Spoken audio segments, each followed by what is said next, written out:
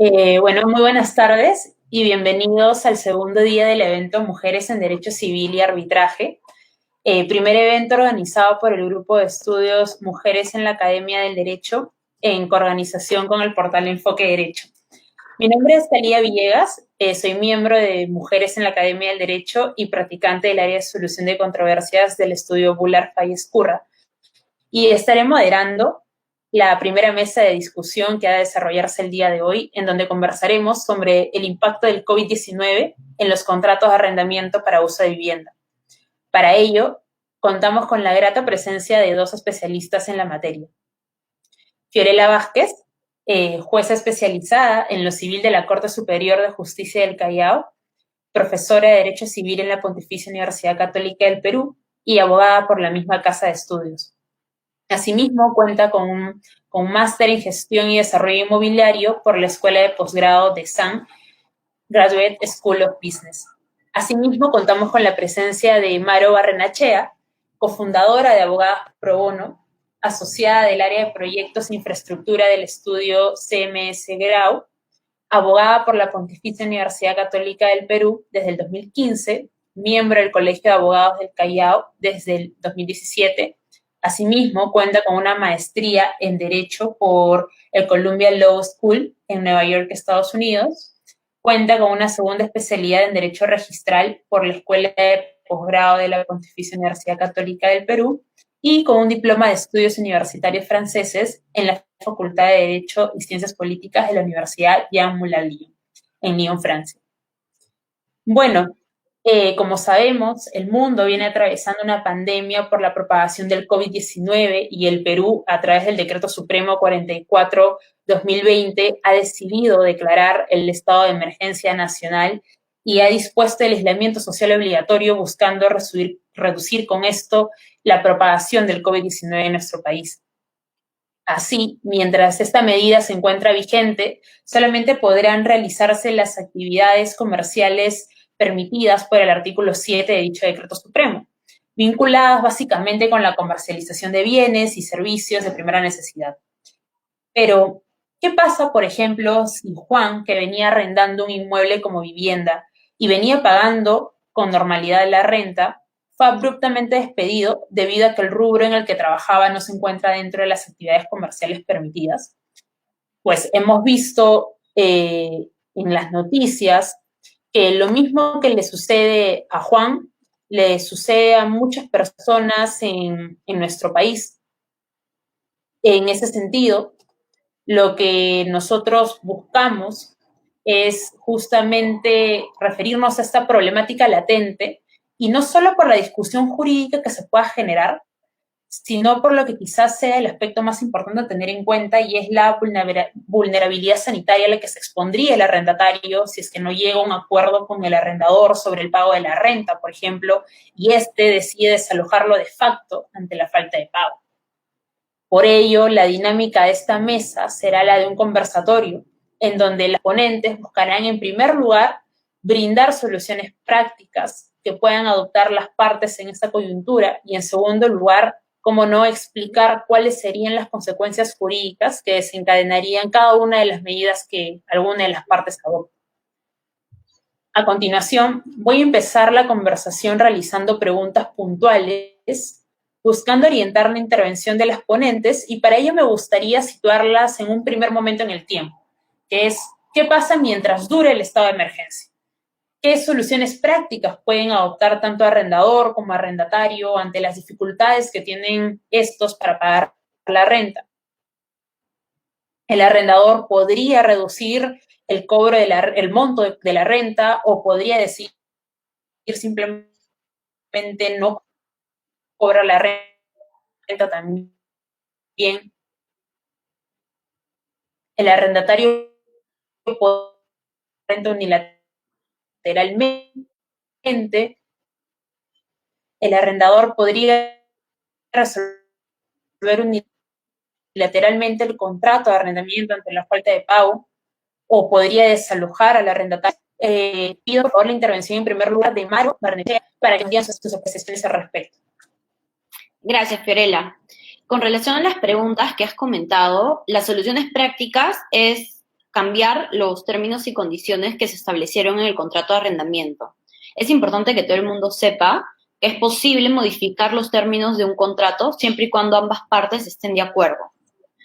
Ahora bien, con relación a qué tipo de cambios podrían hacer con relación al tema de los pagos de las mensualidades de alquiler, pues las soluciones son infinitas. Por ejemplo, lo que están haciendo es fraccionar el pago de estos últimos meses en cuotas para que no sea necesario pagar el 100%. En otros casos, lo que se ha hecho es disminuir el alquiler de estos meses que estamos en estado de emergencia y únicamente se está pagando un porcentaje y no se está pagando la totalidad. En algunos casos, este porcentaje pendiente se va a pagar una vez que se reactive la economía y en otros casos se están condonando este porcentaje. Y también hay opciones de suspender los pagos o incluso condonar el pago de estos meses. Todo depende de que tanto el arrendador como el arrendatario se pongan de acuerdo. Entonces, con relación a la segunda pregunta, que es si se puede reducir o no la renta, sí, sí es posible que se pueda reducir la renta, siempre y cuando tanto arrendador como arrendatario estén dispuestos en cambiar esos términos del contrato. Con relación a si el arrendatario puede o no pagar unilateralmente la renta, puede abstenerse de pagar unilateralmente la renta, esto considero que no es posible, porque se estarían incumpliendo los términos y condiciones que se establecieron en el contrato. Es importante que las personas sepan que hoy por hoy no hay ningún tipo de disposición que te permite suspender los pagos.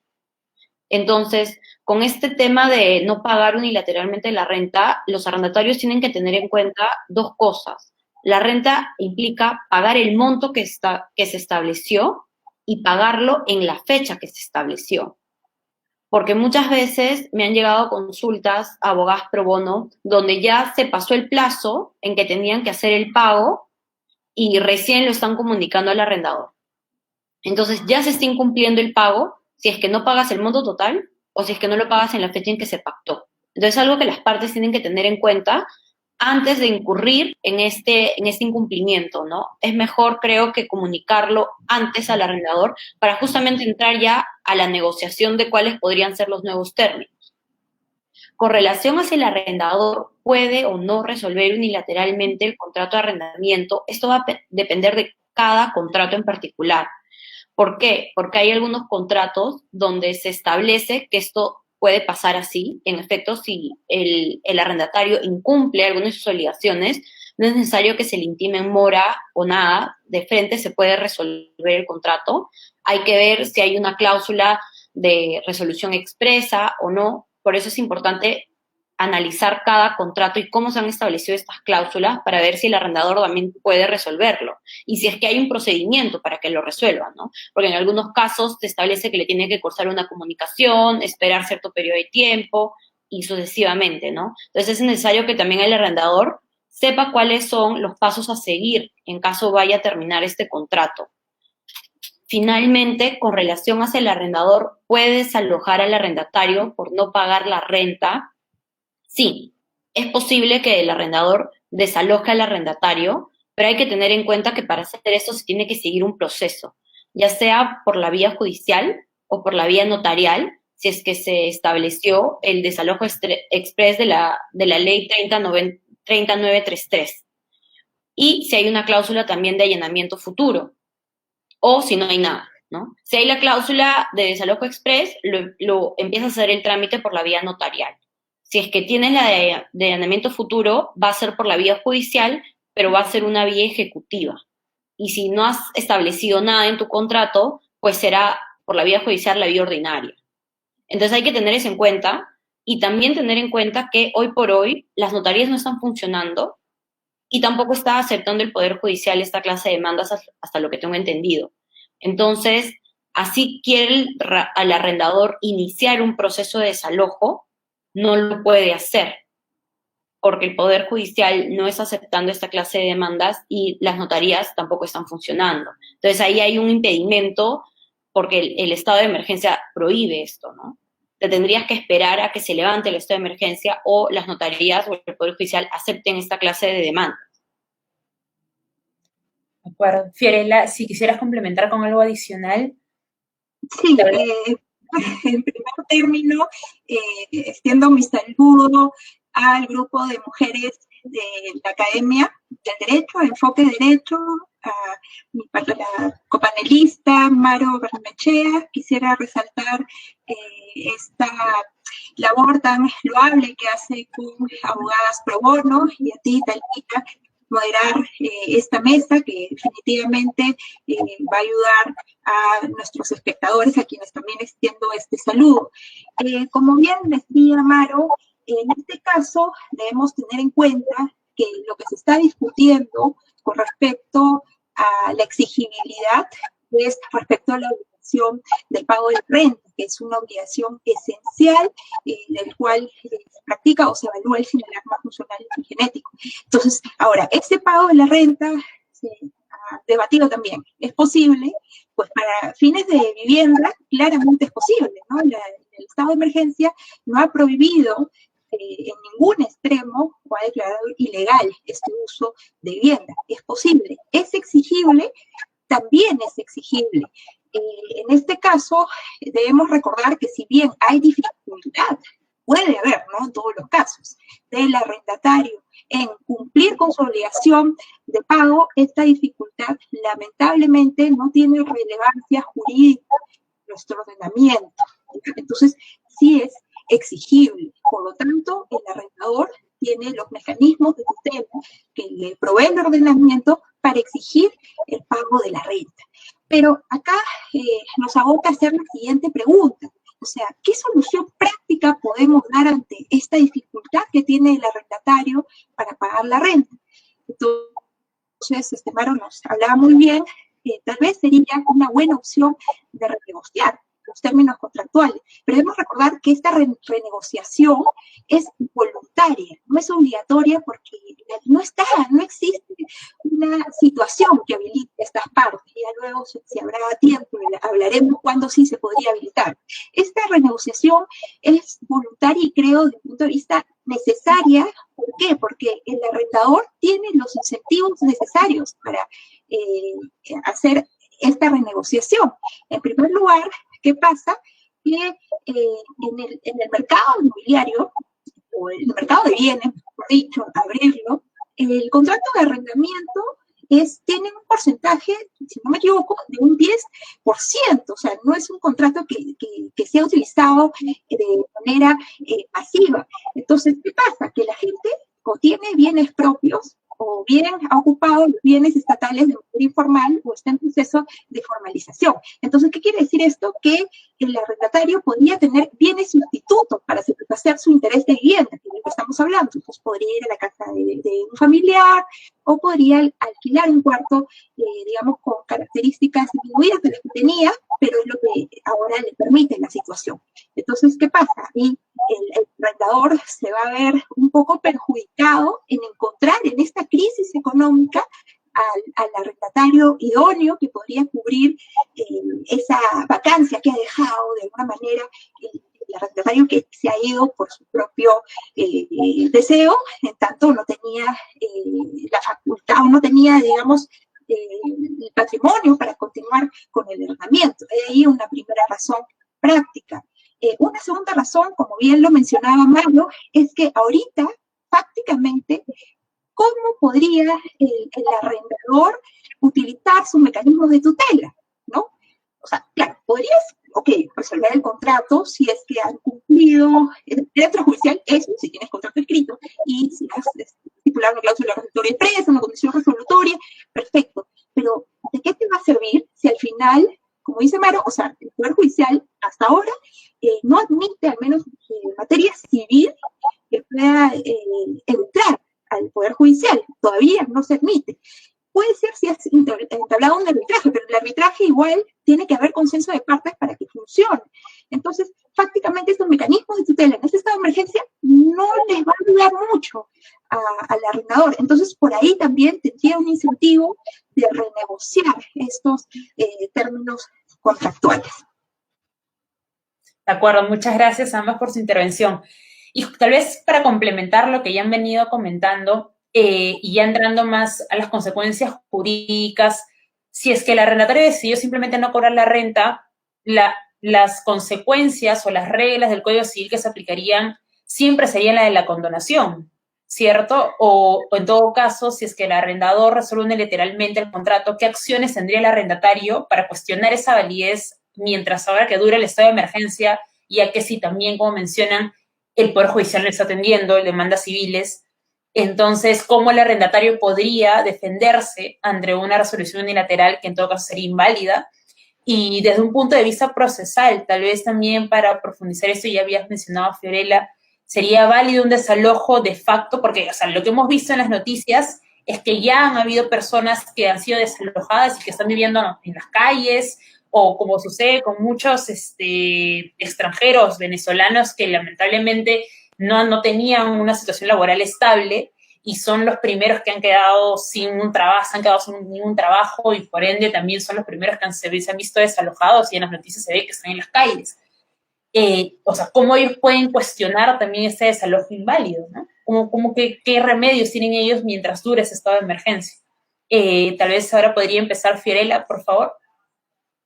Sí, gracias. Sí, es una pregunta bastante válida en atención justo al contexto que mencionas. Hemos visto disposiciones de hecho, ¿no? Por ejemplo, con estas personas vulnerables que vienen de Venezuela. ¿Es posible? Nuestro ordenamiento jurídico lo permite. En principio, no. ¿Por qué? Porque al momento nosotros celebramos un contrato de arrendamiento y nosotros sabemos que es consensual, no requiere una forma específica, nosotros ¿qué estamos cediendo? El derecho de uso, de disfrute de ese bien. Bien, entonces, ¿qué pasa ante el incumplimiento del pago de la renta? ¿No? Entonces, lo que me faculta al acreedor como mecanismo de tutela es o exigir el cumplimiento, o en todo caso, si es que ha cumplido, bueno, en caso no se haya pactado en contra, si ha cumplido los 2 meses y medio, ¿no? En caso de periodos, puedo resolver el contrato de manera extrajudicial si lo he pactado y si no lo he pactado de manera judicial. Luego de que hago ello, ya podríamos indicar que esa cesión en uso que lo convertía en poseedor, digamos, inmediato del bien, ya deviene en precario. Entonces, ya cuando deviene en precario, ejerciendo estos mecanismos de tutela, es que recién yo puedo despojarlo conforme a las normas, ¿no? A través de, como bien se ha mencionado, de un proceso de desalojo. ¿Qué quiere decir? Que debía, de hecho, con mecanismo de autotutela, yo no puedo desposeer de facto a nadie de este derecho de posesión que ya le he cedido en este contrato.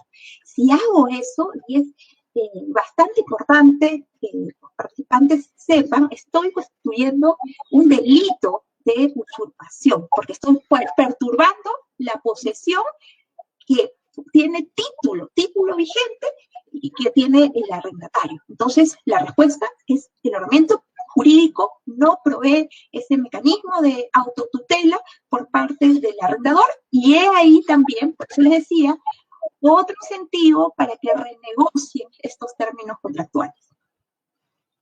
Muchas gracias, Fiorella. Maro, si tuvieras algo adicional que complementar. Sí, con relación a lo que dijo Fiorella, es así, los procedimientos y la norma lo regula de esa manera, pero si yo fuera el arrendatario hay que tener en cuenta lo que señalé en la pregunta anterior. ¿Cuál es el procedimiento que el arrendador debió seguir para resolver este contrato? Como dice Fiorella, los términos y condiciones son particulares de cada contrato, de cada arrendamiento, y hay un proceso que se tiene que seguir. O sea, no es que el arrendador, porque hoy día no le pagó, de frente resuelve todo y saca las cosas del arrendatario. Así no es. El propio contrato regula un procedimiento y si no lo regula el Código Civil. Entonces, hay comunicaciones, hay ciertas formas que se tienen que seguir, que el arrendador tiene que seguir y el arrendatario obviamente tiene que verificar que se está siguiendo, porque si no, claramente se está también incumpliendo los términos y condiciones del contrato. Por ejemplo, si el contrato pactaba que tienes que cursar una comunicación de incumplimiento de la renta y esperar 15 días para recién resolverlo, no es que el arrendador, por ejemplo, cursa la comunicación y al día siguiente se terminó el contrato.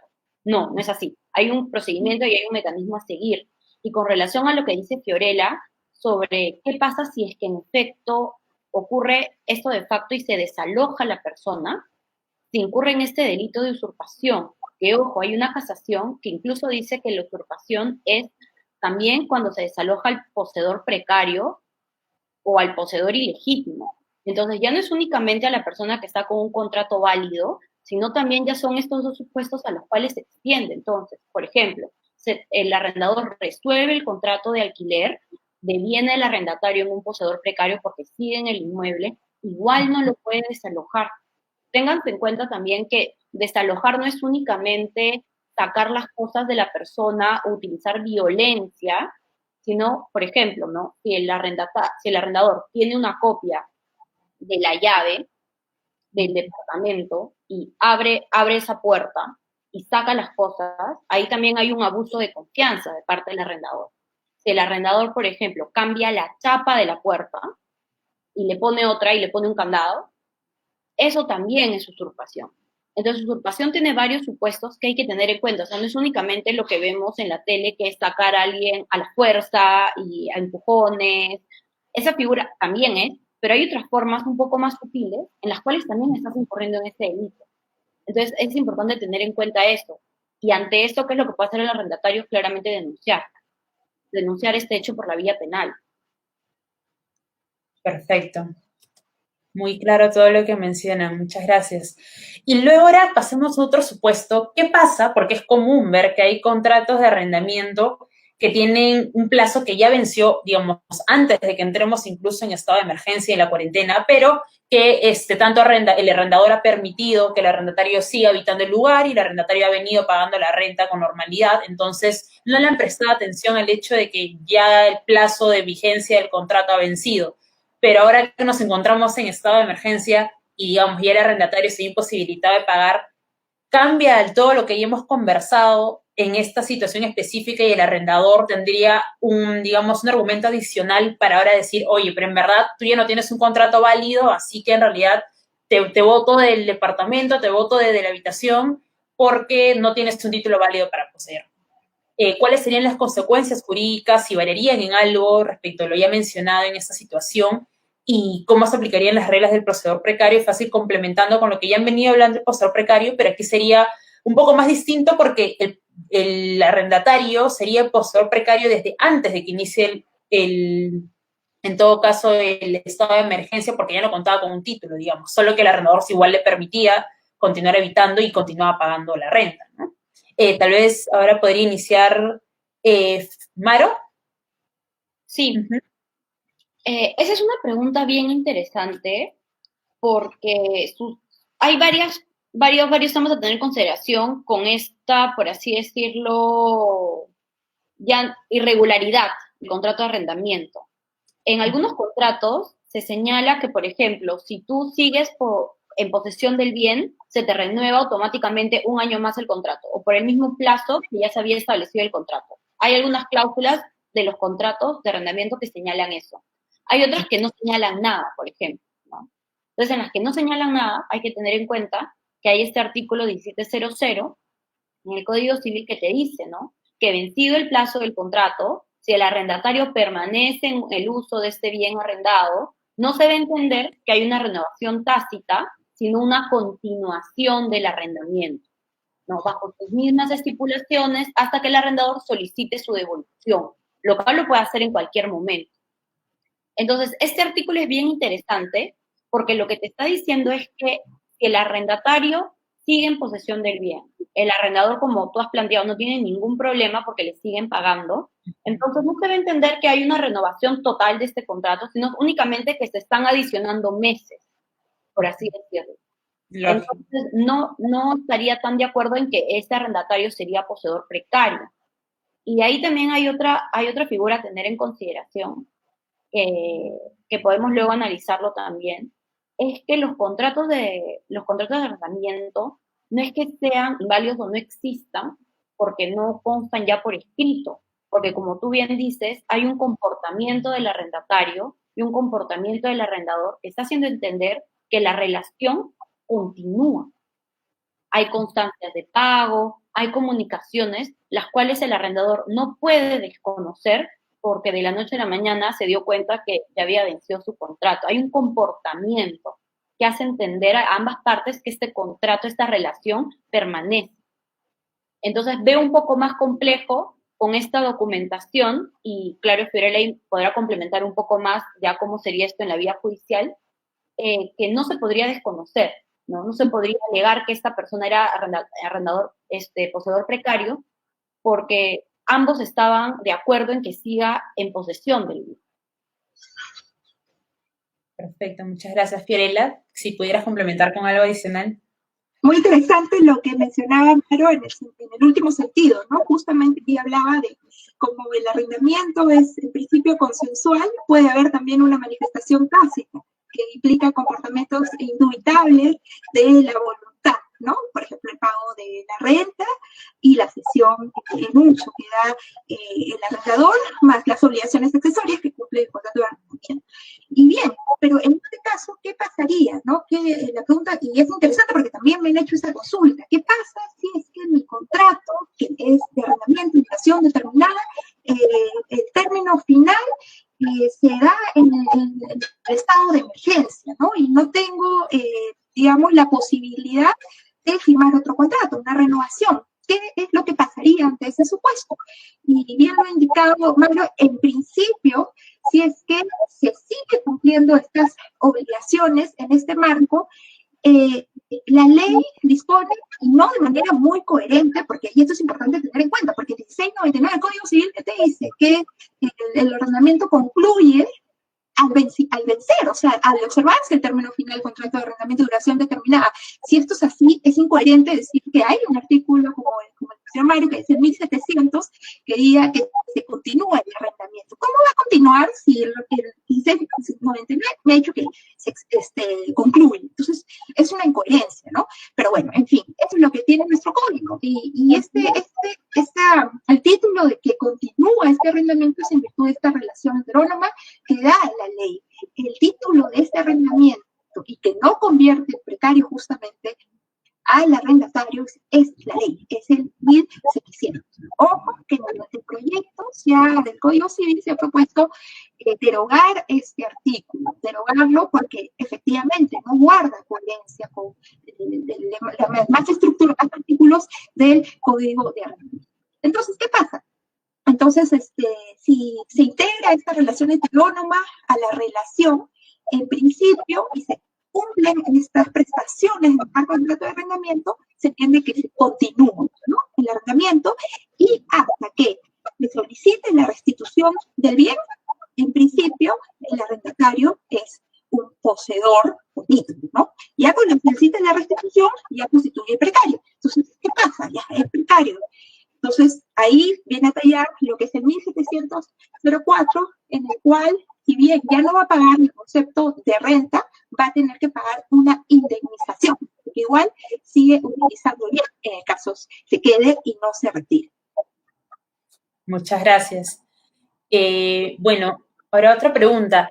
¿Los arrendatarios podrían alegar o podrían en todo caso solicitar la reducción de la renta alegando otra figura que sería la excesiva onerosidad de la prestación? Se puede decir que la dificultad que ahora tienen algunos arrendatarios para conseguir el dinero, ya que se han visto tal vez que se han quedado sin ningún trabajo debido a la suspensión de labores de algunas empresas en algunos sectores, eso se podría considerar que se hace excesivamente onerosa la prestación de pagar la renta. ¿Cómo se barajearía esta posibilidad ante la suspensión de labores también que hay en el Poder Judicial durante el estado de emergencia?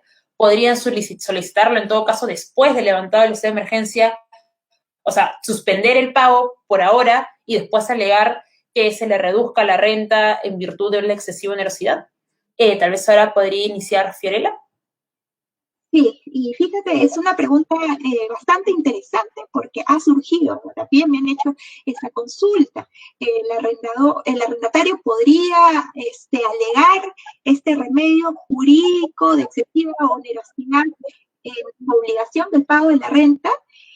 Bien, en principio este remedio jurídico lo que sirve es para equilibrar ese desequilibrio que ha venido ejerciéndose, ejecutándose en la variación de las circunstancias, ¿no?, al momento de la ejecución del contrato. Entonces, para evaluar si efectivamente aplica este remedio, se tiene que hacer un análisis objetivo de la obligación de pago. En este caso, la dificultad de pago implica un análisis objetivo que incremente el costo de la obligación proporcionalmente y de manera global, obviamente, de todo el contrato. No, desde el punto de vista, no es así, no es un análisis objetivo, tú lo has dicho, es una dificultad personal, es un análisis subjetivo, que nada tiene que ver con el costo de la obligación, no encarece la obligación, porque sigue pagando igual que lo venía haciendo desde la celebración del contrato. Entonces, lo que existe es una dificultad en cuanto al cumplimiento para fines de arrendamiento de viviendas diferentes en el comercio, en comercial o industrial. Ahí yo creo que sí podría plantearse un tema, ¿no? Porque, claro, puede haber un endurecimiento de contraprestación por parte del arrendatario, porque obviamente ya no vas a tener el uso que tenías siempre programado, sino vas a tener un uso disminuido. Entonces, ahí sí podría plantearse un análisis. Pero en este caso, vivienda no.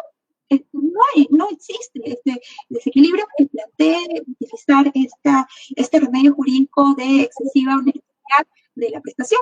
Existe una dificultad, y vuelvo a recalcar porque me gustaría que esta sea la idea. Esa dificultad no es que el arrendador se va a hacer ciego y sabes que eso es un problema tuyo, es un motivo tuyo, una razón tuya, y acá yo no tengo nada que hacer. Me cumple o simplemente resuelvo el contrato o inicio el desalojo, etc. No es así. Nuevamente, el arrendatario, el arrendador, el mensaje es renegocia. Renegocia, ¿por qué? Porque es lo más práctico para ti. No vas a encontrar a otro arrendatario fiel como te tenían, con las cualidades personales. Los costos de terminación del contrato pueden ser mayores a lo que te debe, ¿no? Entonces, tal vez puedas utilizar incluso la garantía como de la renta, si es que no tuviera. Entonces, pueden haber más bienes sustitutos para los potenciales futuros arrendatarios. Entonces, el mensaje es renegocio. Mario, si podrías complementar con algo adicional. Sí, completamente de acuerdo con lo que señala Fiorella. Hay que tener bastante cuidado con esta figura de la excesiva onerosidad de la prestación. Hay que tener en cuenta que esta figura está un poco más pensada cuando hay una devaluación o inflación de la moneda que modifica este valor del monto que has pactado. Entonces, para esos casos es que se ha pensado un poco más esta figura de la excesiva onerosidad de la prestación. Pero como bien señala Fiorella, el estado de emergencia, en sí la pandemia, no ha generado esto, porque justamente el monto de la renta sigue siendo el mismo. Lo que hay es una consecuencia ante este estado de emergencia y pandemia que ha generado que cesen algunas relaciones laborales o, en caso de los alquileres comerciales, simplemente no se puedan utilizar estos espacios. Pero eso es otra figura. Hay que tener en cuenta que así no haya pandemia, así no haya estado de emergencia, así no haya COVID, siempre hay un riesgo de no tener el dinero suficiente para pagar la renta. Porque siempre hay un riesgo de que te quedes sin trabajo, pase una desgracia o suceda algún evento que no pudiste prever. Entonces, no siempre por eso es que vas a aplicar la excesiva onerosidad de la prestación. O sea, es un caso muy puntual que hay que tener en cuenta, ¿no? Entonces, como bien señala Fiorella, se va a tener que probar esto de manera objetiva. No puede ser de manera subjetiva en cada caso, porque si no, imagínate cómo serían los otros contratos, ¿no? Los bancos, los contratos, los créditos hipotecarios o los préstamos. O sea, ya el mercado ahí sí terminaría de colapsar si decimos que por la pandemia, por el COVID o el estado de emergencia, estos contratos de prestaciones recíprocas se debe aplicar la excesiva onerosidad, ¿no? Conllevaría a una consecuencia muy seria en nuestro sistema, ¿no? Entonces hay que tener eso en cuenta. Y lo otro es que lamentablemente el arrendador tiene que entender que a veces esta frase es coloquial, pero aplica muy bien, ¿no? Más vale un mal acuerdo que un buen juicio. ¿Por qué? porque tú terminas el contrato de arrendamiento, porque el arrendatario no te pagó, no se pusieron de acuerdo, imaginémonos, lo terminas, ¿qué va a pasar? El arrendatario, si es que tú no inicias una demanda de desalojo, el juez te lo otorga y te da la autorización de que se haga el desalojo, el arrendatario no se va a ir y no se tiene por qué ir. Entonces, vas a estar, Fiorella podrá precisar un poco más los plazos que demoran estos procesos, es un promedio de 2 años. Entonces, no únicamente vas a tener una persona en tu inmueble por 2 años, sino que tampoco vas a recibir una renta por 2 años. Entonces, va a ser más costoso terminar este contrato de arrendamiento, iniciar esta demanda de desalojo, hasta que por fin nuevamente logres tener posesión legalmente del bien. Entonces, es algo que el arrendador tiene que pensar. Y tanto arrendador como arrendatario están unidos en este mismo barco. O sea, ambos, si no cooperan, el barco se hunde cual Titanic. Va a ser así. Porque ni el arrendador va a lograr encontrar un arrendatario a la velocidad crucero que quiere, y el arrendatario tampoco va a encontrar otro lugar al que pueda ir con el monto que pueda pagar, ¿no? Entonces, si ambas partes no cooperan, simplemente se van a hundir. Y ninguno va a salir beneficiado. Ninguno, porque no va a haber una solución de punto intermedio ante esto. Es o pasa lo que les estoy comentando, o simplemente es esperar 2 años para que se te devuelva el inmueble. Sí, muchas gracias, muy claro lo que han señalado. Y una consulta para terminar con este primer momento de análisis, ¿sería o hubiera sido conveniente que en todo caso el Ejecutivo o a través de una delegación de facultades o el Congreso emitan una ley que regule el pago de la renta en los contratos de arrendamiento para uso de vivienda? ¿Qué problemática se generaría dado la gran cantidad de contratos de arrendamiento que no constan por escrito, sino que son más informales, por decirlo de una u otra manera? Tal vez ahora podría iniciar Maro. Sí, claro. Este es un tema bien sensible sobre estas normas que regulen los arrendamientos y más ahora en esta coyuntura en la que estamos viviendo, porque varias personas me han hecho estas consultas, ¿no? Si hay una norma que lo pueda ayudar a suspender los pagos o alguna facilidad, ¿no? Creo yo que no es una buena idea que el Estado regule este tema en particular. ¿Por qué? Porque la Constitución protege la libertad de contratar de las partes. El artículo 62 de la Constitución señala expresamente que los términos contractuales no pueden ser modificados por las leyes u otras disposiciones. Entonces, si el Congreso sacase una ley sobre el particular, esta sería, me parece que inconstitucional, porque al ponderar los derechos, pues estás claramente vulnerando unos que protege la Constitución. Ahora bien, lo que están haciendo en otros países sobre esto es el Estado sí está interviniendo, pero para crear fondos. En Francia han creado un fondo para ayudar a los arrendatarios a pagar estos alquileres. En ningún país a la fecha que he estado examinando han creado una norma para modificar un contrato de esta manera. O sea, en Estados Unidos tampoco. O sea, cada estado lo está regulando de cierta forma. Incluso en algunos estados, como en el de Carolina del Norte, se señala que esto no es causal para resolver automáticamente el contrato. Entonces, creo que la tendencia hoy por hoy es proteger lo que las partes acuerden. ¿Por qué? Porque, digamos, pongámonos en el supuesto de que el Estado sacase una norma que regule los contratos y que ahora suspendan los pagos. ¿Qué va a generar esto? Que se encarezcan los contratos de arrendamiento, que de acá a un futuro nadie quiera firmar un contrato de arrendamiento. ¿Por qué? Porque si vuelve a pasar algún evento similar como este, el Estado intervendría.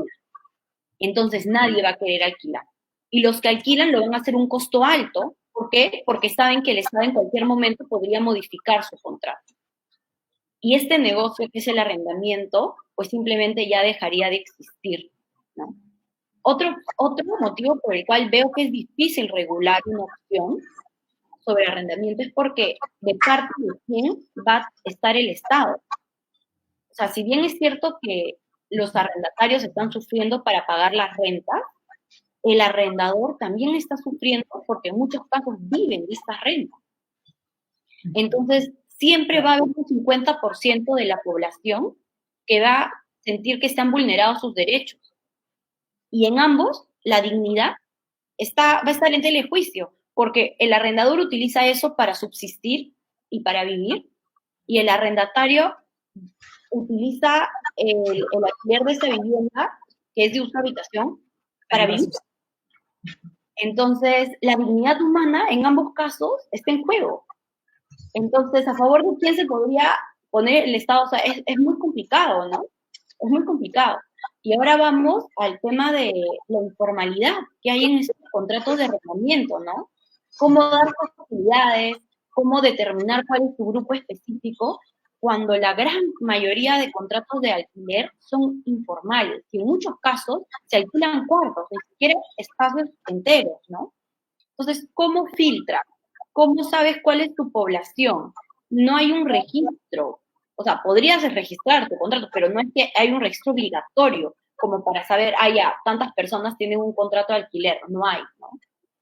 En el tema de qué pasa con estos contratos si es que no están por escrito, como ya habíamos comentado antes, lo que opina acá es la voluntad de las partes, ¿no? Y como bien indicó también Fiorella, hay un tema consensual ante todo y hay un tema de comunicación, constancia de pagos, transferencias, que se pueden acreditar, ¿no? El contrato lo que hace es reunir estos términos y condiciones que las partes llegaron en cierto punto y dejarlo ordenado y por escrito para un tema, claro, si esto ya se va a la vía judicial, sea un poco más sencillo el tema probatorio, pero no porque no esté por escrito significa que tú no tengas un alquiler o un arrendamiento válido, sino únicamente lo que vas a tener que hacer es reunir más pruebas y ya va a depender del criterio del juez determinar si en efecto existía una relación, un acto jurídico válido o no, y había una relación contractual o no, pero en teoría, tranquilamente podrías no tener un contrato de arrendamiento firmado y tener un arrendamiento, ¿no? Siento que va más por el tema ya probatorio. Esa sería la problemática, el tema probatorio. Muchas gracias, Fiorella. Si tuvieras algo adicional que comentar.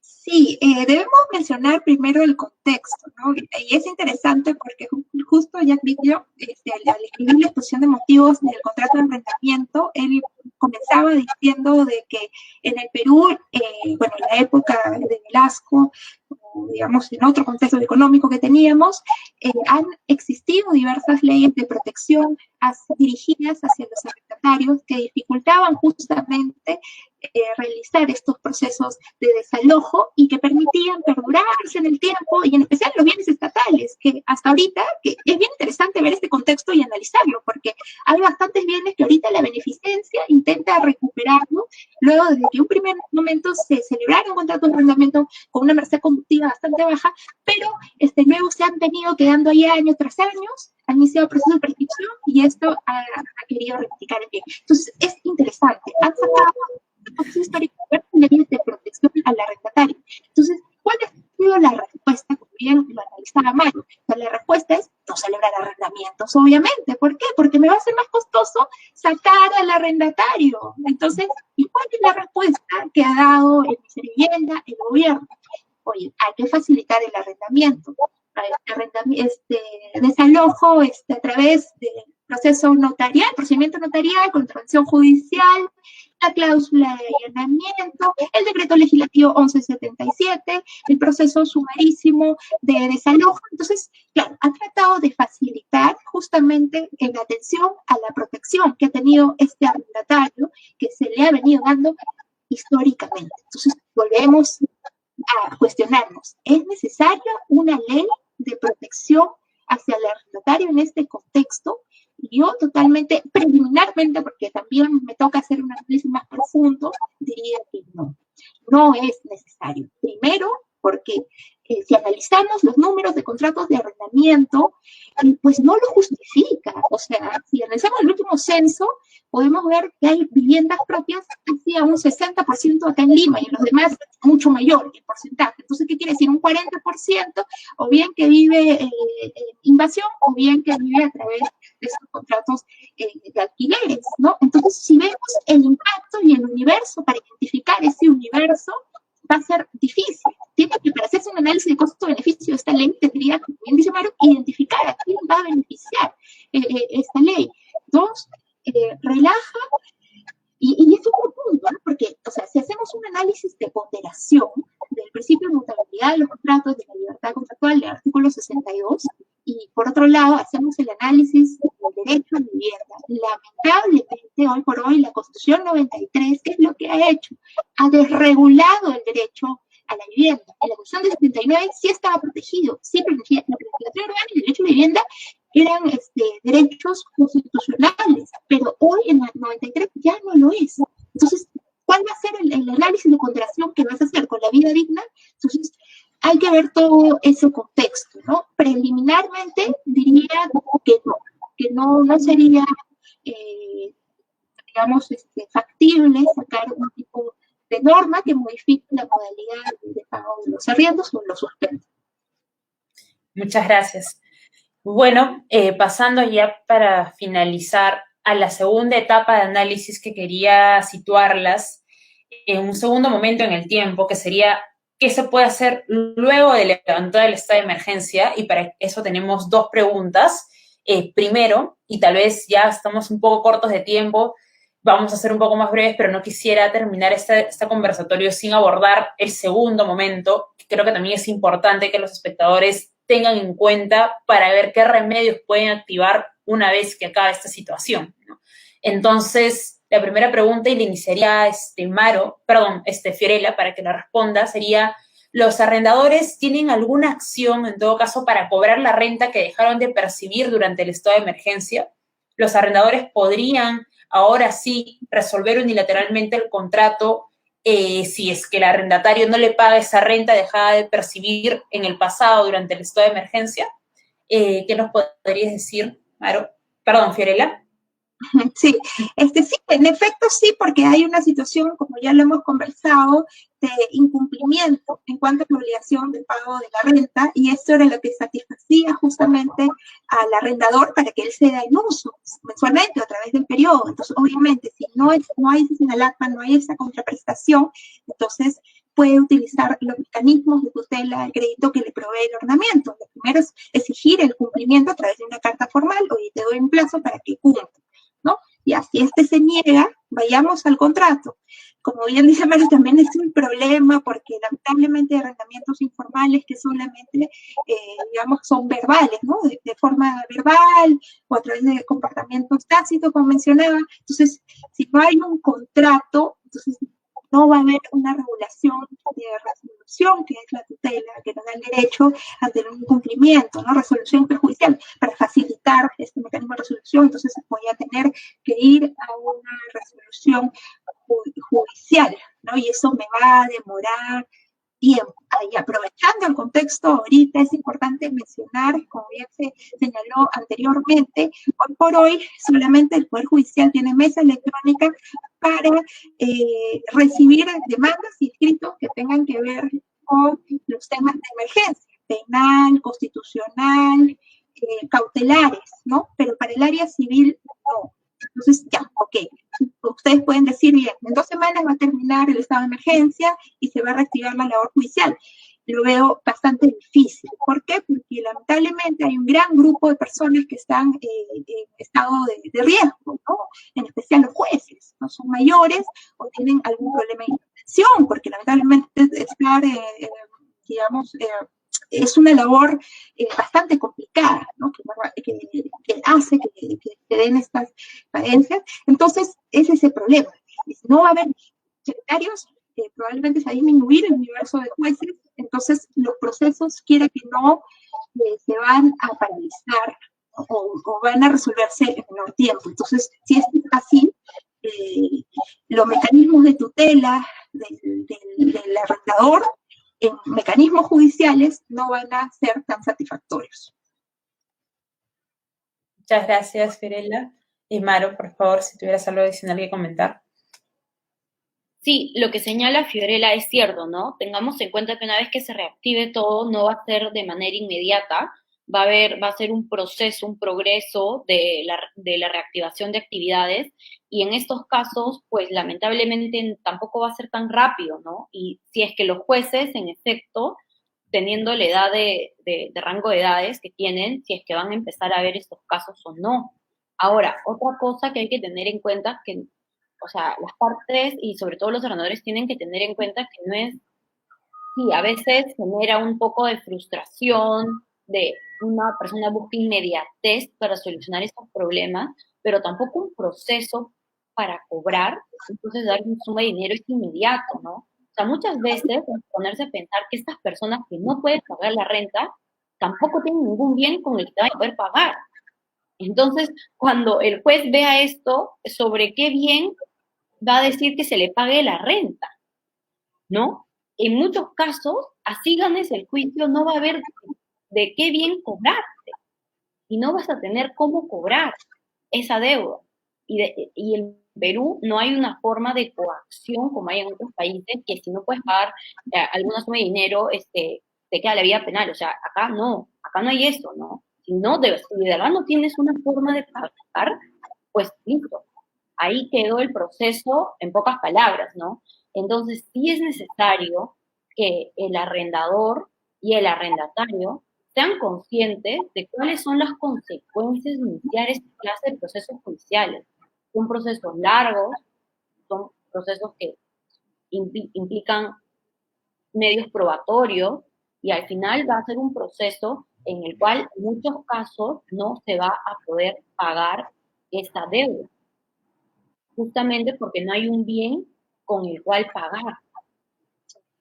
Entonces, tampoco es tan, listo, inicio un proceso y ya. O sea, a veces es mejor un poco darle alguna opción al arrendatario de, por ejemplo, ok, se te suspende estos meses y se te prorroga la vigencia del contrato de arrendamiento, por ejemplo. Ya, ok, estos 2 meses no me pagas, pero entonces se te prorroga 2 meses más y ya no vence en tal fecha, sino ahora vence en tal y te doy una forma de pagar, ¿no? Pero si las partes se cierran y no negocian, eh, no van a llegar a ningún lado, ¿no? El tema es encontrar un punto medio.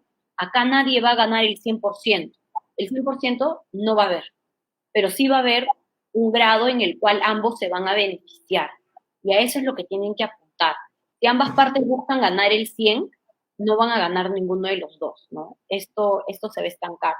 Y finalmente, con el tema de los arrendadores, si pueden resolver unilateralmente el contrato por el estado de emergencia, si es que no paga el arrendatario la renta, pues ya lo habíamos conversado y también como dice Fiorella, ¿no? Se tendrá que evaluar caso por caso, si es que en efecto amerita según el contrato hacerlo y seguir el procedimiento establecido, ¿no?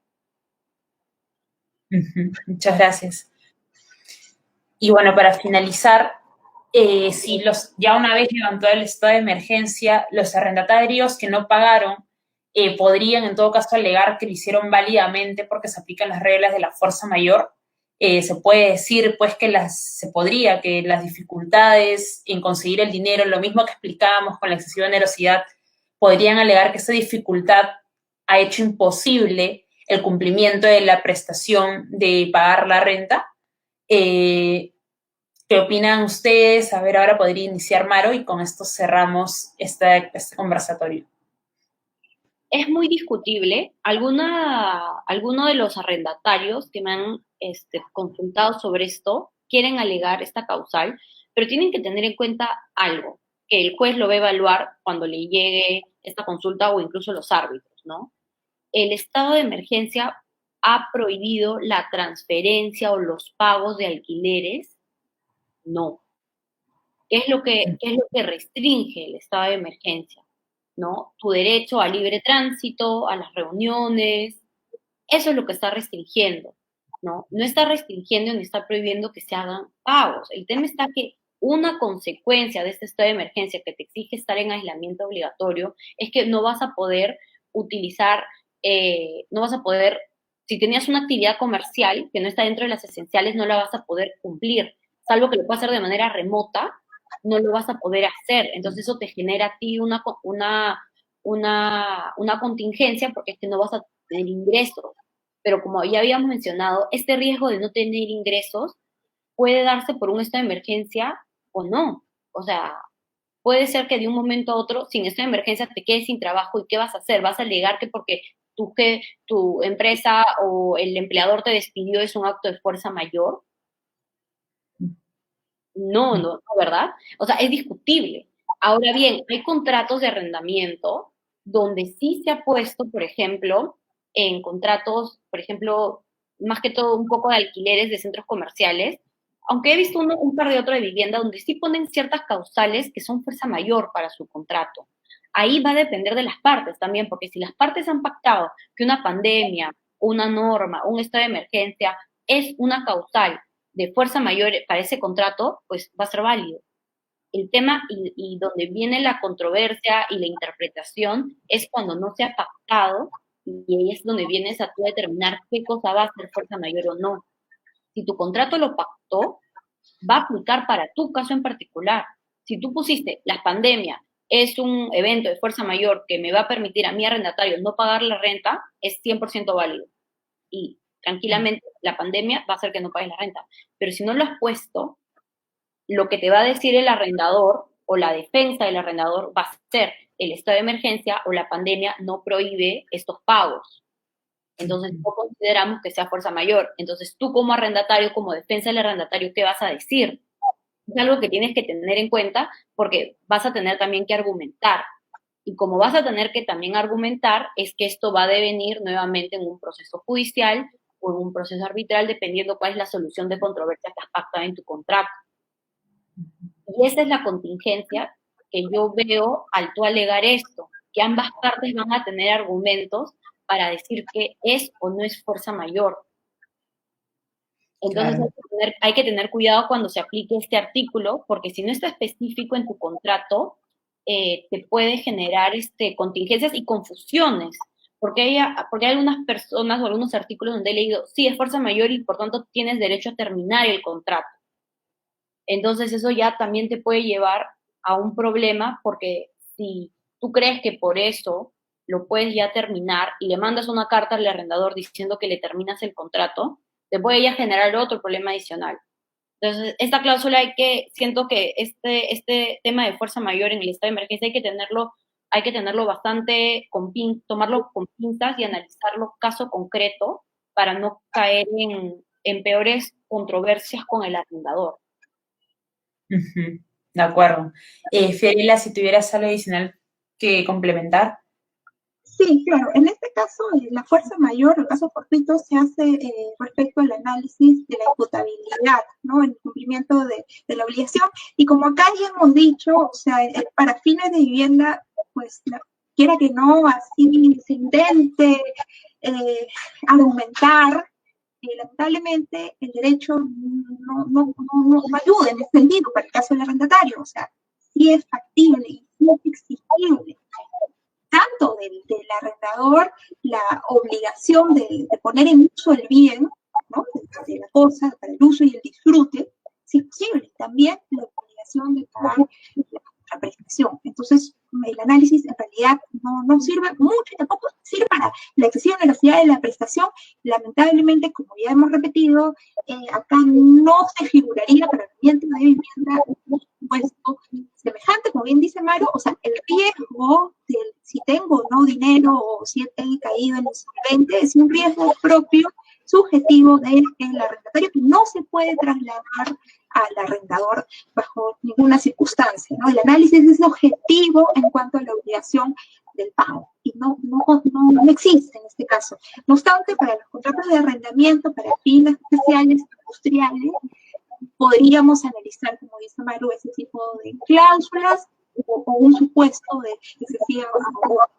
Pero en este caso, no. Y quisiera terminar solamente, nuevamente creo que las dos compartimos el mismo mensaje, que renegocien, por favor renegocien estos contratos, o sea, no, el derecho no te obliga a renegociar, es una solución práctica, más que todo por tratar de ser empáticos y entender la situación también de que tienen las demás personas. Por ejemplo, si en el caso del arrendador, digamos, tienen otra fuente de ingresos que es la parte del arrendamiento, o sea, ¿por qué no dar una facilidad al arrendatario? O sea, ¿en qué se va a perjudicar? ¿No? Hay que también pensar en el otro, o sea, no lo digo porque el derecho lo diga, sino lo digo ya por digamos, un valor humano de ser solidarios con los demás. De acuerdo. Muchas gracias. Creo que la exposición de ambas ha sido bastante clara y bueno, el primer mensaje que tenemos es que por favor negocien porque en realidad si ambos quieren ver satisfechos sus intereses, no va a ser yéndose a un extremo u otro, ya sea resolviendo el contrato o no pagando unilateralmente o desalojando de facto, sino llegando a un consenso donde tal vez lo mejor sea decir aceptar y el arrendador acepte que se le pague un determinado monto, tal vez no toda la renta completa, y por otro lado el arrendatario también aceptando y pudiendo pagar lo que le sea posible hacer. Y por último, también se sabe que el desalojo de facto no es válido, no en estas circunstancias, si es que no se sigue el procedimiento establecido en el contrato o establecido en la ley, y tampoco el Poder Judicial está operando en esa situación.